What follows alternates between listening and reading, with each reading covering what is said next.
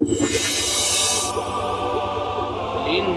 خلقنا الإنسان من نطفة أمشاج نبتليه فجعلناه سميعا بصيرا ألم نجعل الأرض مهادا والجبال أوتادا.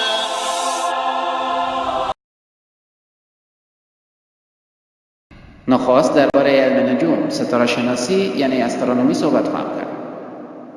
در سال 1973 یک عده از علمای علم استرونومی که مستحق جایزه نوبل شناخته شدند در مورد خلقت کائنات بعد از تحقیقات، سعی و تلاش بسیار به این نتیجه رسیده چنین ایراد نظر کردند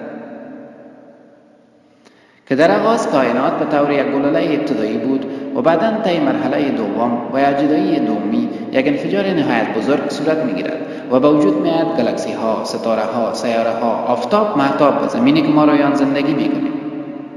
این ساینسدانان همان انفجار بزرگ را بیگ بنگ نامیدند. این که کائنات چطور به وجود آمده خواهد باشد، ساینس تقریباً 40 سال قبل از امروز موفق به کشف آن شد.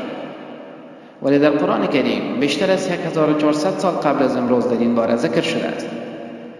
الله سبحانه و تعالی می فرماید در سوره انبیاء سوره 21 آیت 30 آیت مبارکه‌ای که من صحبتم را با ذکر آن آغاز کردم. بسم الله الرحمن الرحیم. أَوَلَمْ يَرَ الَّذِينَ كَفَرُوا أَنَّ السَّمَاوَاتِ وَالْأَرْضَ كَانَتَا رَتْقًا فَفَتَقْنَاهُمَا وَجَعَلْنَا مِنَ الْمَاءِ كُلَّ شَيْءٍ حَيٍّ أَفَلَا يُؤْمِنُونَ. آیا کافران ندیدند که آسمان ها و زمین بسته بود، یک جا بود و ما آنها را جدا کردیم و هر زنده جان را از آب آفریدیم، پس چرا به خدا ایمان نمی آورند؟ الله سبحانه و تعالی ذریعه این آیت مبارک درباره خلقت کائنات برای ما بیشتر از 1400 سال قبل در قرآن کریم معلومات دادند. مطلب را که ساینس در 40 سال اخیر به آن پی برد. الله تعالی می فرمایند در قرآن مجید در سوره فصلیت سوره 41 آیات 11 و 12. بسم الله الرحمن الرحیم. ثم استوى إلى السماء وهي دخان فقال لها والأرض ائتيا طوعا أو كرها قالتا أتينا طاعمين. که الله سبحانه و تعالی با آسمان زمانی که آسمان هنوز دود بود فرمودند به اطاعت فرمان حق و شوق و رغبت یا و جبر و کراهت بشتابید. آنها عرض کردند حکم ما با کمال شوق و میل میشتابیم. ساینس می گفت که در آغاز عالم کائنات به شکل گاز بود، اما کلمه عربی دخان که در سوره فصلیت سوره 41 آیت 11 هم ذکر شده است در مجموع دود معنا می دهد و امروز ساینس اعتراف کرده به این وضاحت رسیده است که کلمه دود بهتر اجابت می کند نسبت به گاز، چون که بعد از وقوع یک انفجار حرارت و دود به وجود می آید.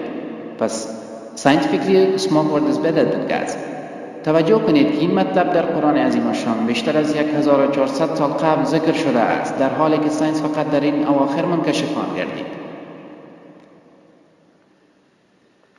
قبلا انسان ها فکر می کردند که زمین هموار است، یک سطح است. برای اولین بار کسی که توانست به اثبات برساند که زمین هموار و یک سطح نه بلکه کروی است شخصی بود به نام فرانسیس دریک که در قرن 15 در سال 1577 دور زمین در بحر سفر کرد و عملاً توانست به اثبات برساند که زمین هموار نه بلکه کروی است. در قرآن پاک ذکر شده است در این باره بیشتر از 1400 سال قبل. الله سبحانه و تعالی می فرمایند در سوره لقمان سوره 31 آیت 29 بسم الله الرحمن الرحیم. أَلَمْ تَرَ أَنَّ اللَّهَ يُولِجُ اللَّيْلَ فِي النَّهَارِ وَيُولِجُ النَّهَارَ فِي اللَّيْلِ وَسَخَّرَ الشَّمْسَ وَالْقَمَرَ كُلٌّ يَجْرِي إِلَى أَجَلٍ مُّسَمًّى وَأَنَّ اللَّهَ بِمَا تَعْمَلُونَ خَبِيرٌ. که الله سبحانه و تعالی شب را آهسته آهسته به روز و روز را آهسته آهسته به شب داخل می کند. این تبدیلی متدرج شب به روز و روز به شب همین واقعیت را به اثبات می رساند که زمین کروی است. چنانچه اگر زمین به طور هموار و یک سطح می بود، پس در آن صورت روز دفعتاً به شب و شب فوراً به روز تبدیل می شد. الله تعالی می فرمایند در سوره الزمر سوره 39 آیت 5 که الله سبحانه و تعالی شب را در روز و روز را در شب دور می دهند، می پیچانند، که در قرآن کریم به لسان عربی کلمه به معنی پیچاندن یعنی دوراندن آمده است. الله سبحانه و تعالی می فرماید شب به روز و روز به شب دور داده می شود و این مرحله تنها زمان امکان پذیر است که زمین کروی باشد. اگر زمین هم سطح و هموار می بود، در آن صورت این تبدیلی تدریجی شب و روز ناممکن می بود. قبلا علمای ساینس فکر می کردند که روشنی مهتاب از خود مهتاب به وجود می آید. فقط چند قرن قبل دانستیم که روشنی مهتاب از خودش نیست، بلکه روشنی منعکس شده آفتاب را به خود گرفته جذب کرده است.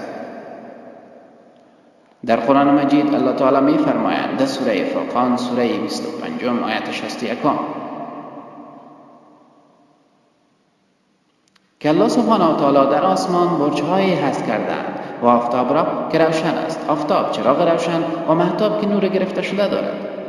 در قرآن کریم به عربی شمس ذکر شده است که به معنای آفتاب است و به روشنی یا چراغ مشعل شمع یعنی به عرصه معنا واضحاً خطاب شده است که آفتاب خودش به وجود آورنده روشنیش می باشد. ولی به مهتاب قمر خطاب شده است و به روشنی یا منیر که منیر به معنای روشنی گرفته شده و یا نور که به معنای روشنی منعکس شده می باشد ذکر شده است. در قرآن کریم هیچ جا ذکر نشده که روشنی مهتاب از خود مهتاب به وجود میاد. و برای ستاره نجم خطاب شده است و به نوران ثاقب یعنی با درگذشت زمان روشنی خود را می بازد، روشنیش با رسیدن به زمین جذب می شود. شما فکر می توانید کنید مطلبی را که ساینس با تمدن فیلی خود در دوران زندگی ما کشف کرد در قرآن شریف بیشتر از 1400 سال قبل از امروز واضحاً ذکر شده است و بر علاوه سوره فرقان سوره 25 آیت 61 همچنان در سوره یونس سوره 10 آیت 5 و در سوره نوح سوره 71 آیت 15 و 16 نیز ذکر مطلب فوق موجود می باشد.